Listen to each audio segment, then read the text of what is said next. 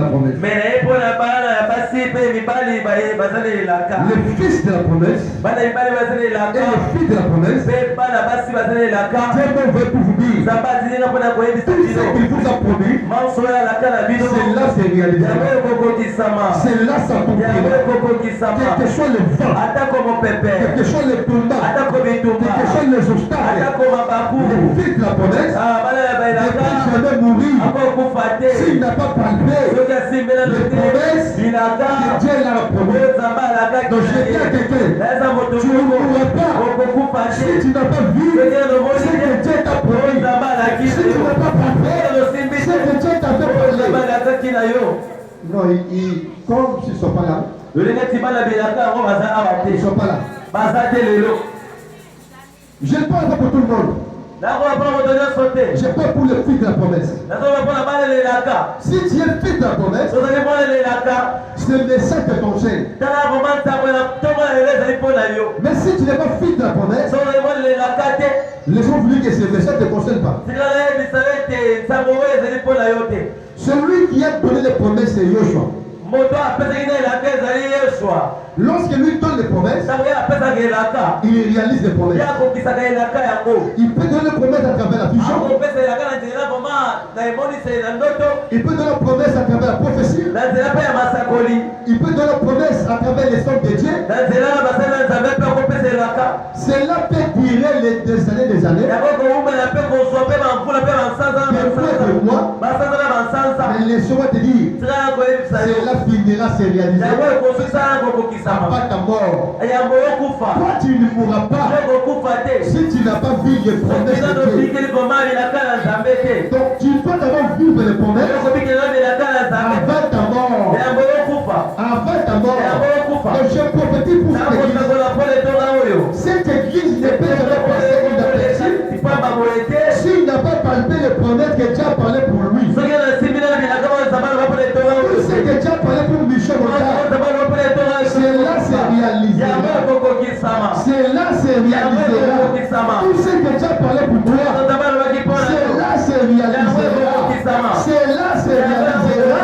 Quelles que soient les circonstances, quelles que soient les étapes, quelles que soient les difficultés, la difficulté ne peut jamais lever ce que Dieu a parlé pour toi.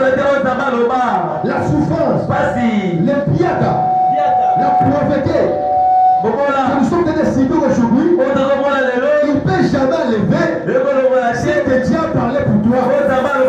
Je dis à quelqu'un, ne te décourage pas, parce que tu travailles l'étape pire. Ne te décourage pas, parce que tu vois comme si les choses ne marchent pas. Ne te décourage pas, parce que tu es combattu. Mais crois-toi que tout ce que Dieu t'avait parlé, cela s'est réalisé. Cela s'est réalisé. La sorcellerie de votre famille ne peut jamais arrêter ce que Dieu a promis pour toi. La sorcellerie de votre quartier ne peut jamais arrêter ce que Dieu a parlé pour toi. La sorcellerie de cette parcelle, la Simani Bakaravessé, ne peut jamais arrêter ce que Dieu a parlé pour cette église. Parce que celui qui a parlé, c'est celui qui s'appelle la parole. Et lorsqu'il parle, tout ce qu'il parle, il s'accomplit. Personne qui a péché. Donc je dis comme prophète, celui qui cherchera péché, c'est que Dieu a parlé pour toi, il rencontrera avec Dieu. Même si c'est votre papa, même si c'est votre ami, arrête jamais les sites nous allons te donner ma clé avant de nous mélanger. 23. Je dis nombre 23. Nombre 23. 19. Nombre 23, 19. Ne sois discret, je veux que tu sois connecté avec moi. Parce que l'équipe de ce matin, c'est l'équipe de ce naturel. Ne sois pas discret vraiment. Pourquoi tu vois attention? Et ne regarde pas les nombres que nous sommes. Celui qui a une nombre 23, 19 peut lire. Surtout dans Louis II. Mingi na limbola ya Louis II. Qui a vu ça? Nana Moniako. 19. Amen. Amen. Amen. Ni même pour se repentir. Problème mototé pour na abongola maloba pe motema. A-t-il jamais parlé? Aloba Ceux kite qui tiennent parole. aloba kate kyako kisanga komba. Et n'accomplit-il pas ce qu'il a déclaré? Pe oyo vraiment sakaki akokisaka ngote vraiment. Louis II dit quoi? Dieu n'est pas Zaba mototé.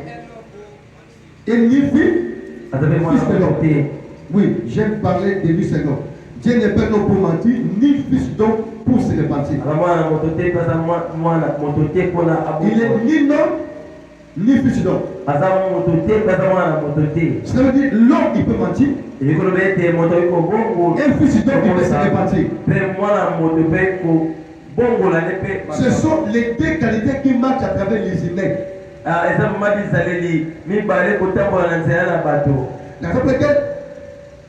tradition s'aimerait bien dit que Dieu n'est pas homme pour mentir, ni même pour se repentir. Mais chassez vous acclamer pour Dieu. Ce ne sera pas. Oh, il y a le repas. Et c'est pour ça matin. Je ne sais pas moi. Qu'est-ce que Dieu a dit pour toi? Babi, a-t-il jamais parlé ça qui tient parole? Et n'accomplit-il pas ce qu'il a déclaré? Et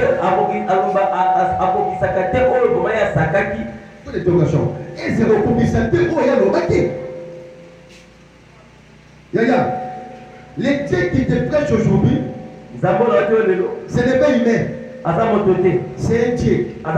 Ce n'est pas aussi n'importe Dieu. C'est Elohim. Parce qu'en Israël, il y a beaucoup de dieux. Si on peut parler de Dieu, on peut parler de plus de 1000 dieux. Mais notre Dieu, c'est Elohim. Elohim signifie le Dieu créateur. Il a beaucoup de dieux, mais il est seulement un seul Dieu créateur. Le Dieu créateur, c'est celui Elohim. C'est mon nom là. Amen. C'est ton Dieu, le Dieu que tu as créé. Jésus-Christ de Nazareth. Celui qui était mort, et le troisième jour, il a ressuscité. Ici, le prophète Balaam, il veut maudire Israël. Parce que le roi Balak, il lui a envoyé de maudire Israël. Lorsqu'il veut commencer à maudire, tu as commencé à changer sa parole. Il a commencé à prophétiser. Personne ne peut maudire ce que Dieu a béni. Dieu n'est pas un homme pour mentir, ni un fils d'homme pour se repentir. Mon frère, je peux te parler quelque chose aujourd'hui. Mais peut-être pour se réaliser après 10 ans. Peut-être après 5 ans. Peut-être après 3 ans. Ne croyez pas que Dieu peut te parler aujourd'hui, cela peut se réaliser aujourd'hui. Ton Dieu, il est le Dieu de multisystème. Oui, il peut te parler aujourd'hui. Et cela serait demain aussi. Il peut te parler aujourd'hui aussi. Après, ça va laisser 15 heures, ça se réalise. Nabi, regardez les temps ainsi dit l'Éternel dans 5 minutes, va en Bengal. Ils ont quoi filmer. Amen.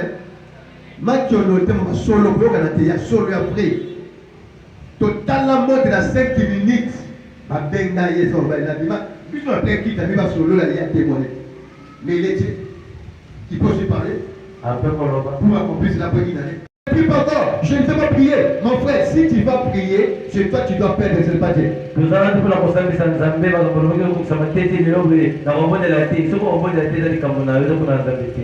ne peut rien.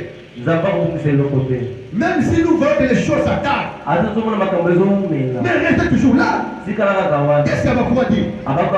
Il m'a dit de rester là, de payer, même si ça tarde. Cela se réalisera.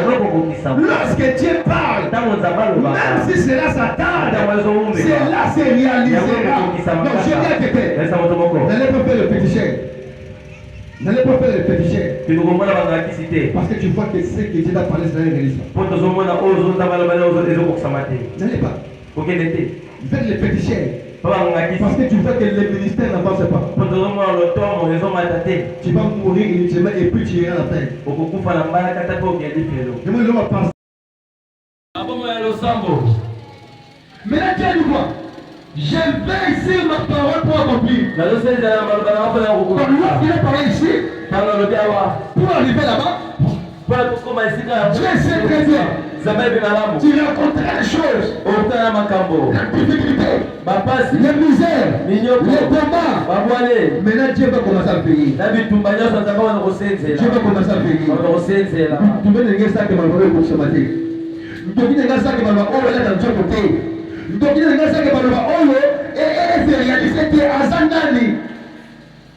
Il va dire que je fais ici ma parole pour accomplir. Qui a compris veiller? Qui a compris veiller? Dieu est en train de veiller pour nous. Si sa parole, si ce qu'il m'a parlé, si ce que tu as parlé, pour que cela se réalise.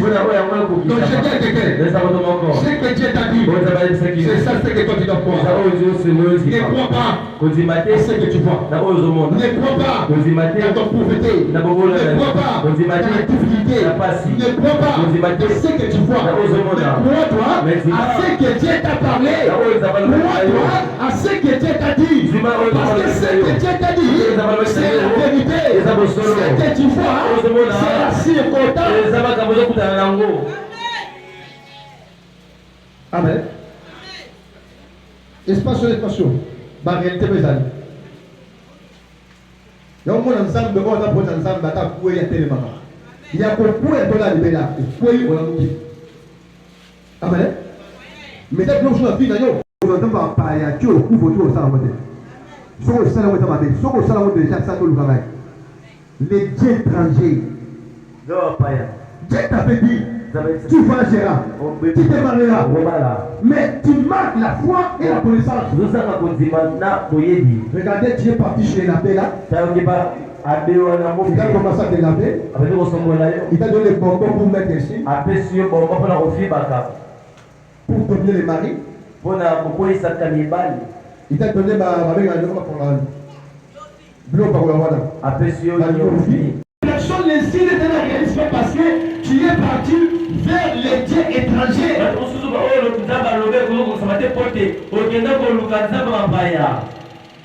Pourquoi? Parce que tu es fatigué. Rien ne marche. Qui t'a dit que Dieu ne t'écoute pas? Ton Dieu, c'est un Dieu mystérieux. Et il veille sur sa parole pour que cela se réalise. Et nous, nous allons prendre mon Dieu, la promesse était. Parce que si tu combats l'enfer des promesses, tu es tenté de combattre que Dieu sans les savoir. Et Dieu se chargera de toi. Parce que Dieu est en train de veiller si sa parole pour s'accomplir. Ne combat pas l'église que Dieu a parlé. L'église de la promesse. Si tu ne combats, tu répondras avec Dieu. Et c'est mon dada. Mon dada. Pourtant la Bible a veillé. Il y a la grâce a veillé. La Bible a veillé aux amas lobby. Bon, grâce à la promesse à ma lame. Bon, ma tia soit ma belle pour ça. Mais toi tu ne peux pas. Dieu limité. Na sakou ne fait de comment. mutu nyonso oyo tozala nzambe abekozala te na vie na yo akuta na nzambe nabi akuta na nzambe ezala papa na yo akoti yo ezala mama na yo akoti yo ezala ndeko na yo oyo azotelemela ozala mpo na vie na yo malamu oyo alingi ekokisama te oyo alingi elata il racontera avec mon Dieu il racontera avec les dieux de la Bible ezala za kati okuta na nzambe ya yo Nzambe tosala biloko ya Nzambe yango nalobi lokola prophète ande kosila te makili na bango ezombela lelo ndenge tombela lelo lobaka bozobanda kaka ndenge Nzambe asala lonksho manifestation manifestation na bango ndoka vi na yo azolonga ekete mpo alongaki yo ndoka kate mpo ekete mpo alongaki yo ezala felia ya kindoka ezanga frontière ya kindoka. Il faut prier, il faut prier. Ne plaquez pas dans la prière. Tu es en train de réveiller. Ésaïe 55 à 5. Ésaïe 55, 8 à 11. C'est pas ici, je vais terminer. Ésaïe 55, 8 à 11. 8 secondes, je veux lire. Ésaïe 55, 8 à 11. Ésaïe 55, 8 à 11. Parce que les diables, les fils de la promesse.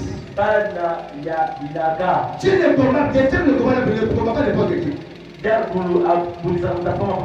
Mon frère, si tu n'as rien, 55, verset 8, 11. J'ai lu la parole au nom de Jésus-Christ. Amen. Car le passé sont pas vos pensées. Vos pensées ne sont pas les pensées. Pensez ça. Non, pas les autres pensées. Il y a un mouvement pensé. Pensez comment les autres pensées. Jérémie, pensez comment ce n'est pas ce que je pense.